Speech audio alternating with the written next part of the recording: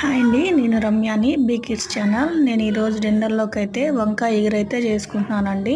వంకాయ ఎగురు కోసం నేను 4 టమాటాలు, అలాగే ఒక ఆనియను, అలాగే ఒక పచ్చిమిర్చి, కొద్ది కరివేపాకు, వంకాయలు, అల్లం వెల్లుల్లి paste 1 teaspoon, garam masala 1 teaspoon అయితే తీసుకున్నానండి. ముందుగా ఆయిల్ పెట్టుకొని పోపు వేసుకొని అందులోనే టమాటాలు, ఆనియన్స్, పచ్చిమిర్చి, కొద్దిగా కరివేపాకు, అలాగే అల్లం వెల్లుల్లి పేస్ట్ అయితే వేసేసి కొద్దిగా వేయించుకున్నాను.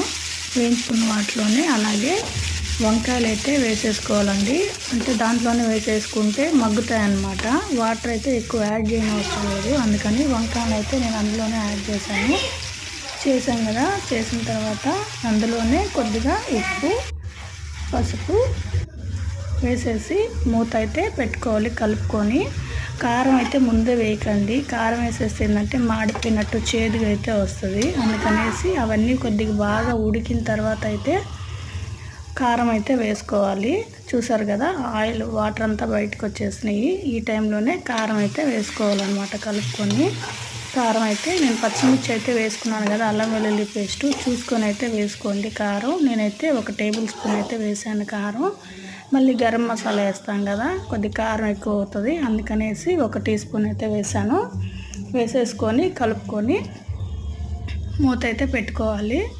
మూత పెట్టుకున్న తర్వాత వాటర్ అన్నీ బయటకు వచ్చేస్తాయి అన్నమాట. దాని తర్వాత గరం మసాలా అయితే వేసేసుకోవాలి. గరం మసాలా అయితే వేసుకోవాలి. దాని తర్వాత చూసారు కదా, వాటర్ అంతా బయటకు వచ్చేసాయి.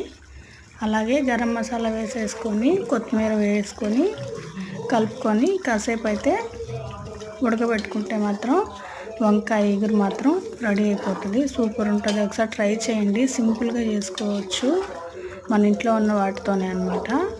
వేరే మసాలాలు, పేస్ట్లు అవన్నీ ఏమైనా అవసరం లేదు. బాగుంటుంది. ఒకసారి ట్రై చేసి ఎలా ఉందో నాకైతే కామెంట్ బాక్స్లో అయితే చెప్పండి. థ్యాంక్ యూ అండి.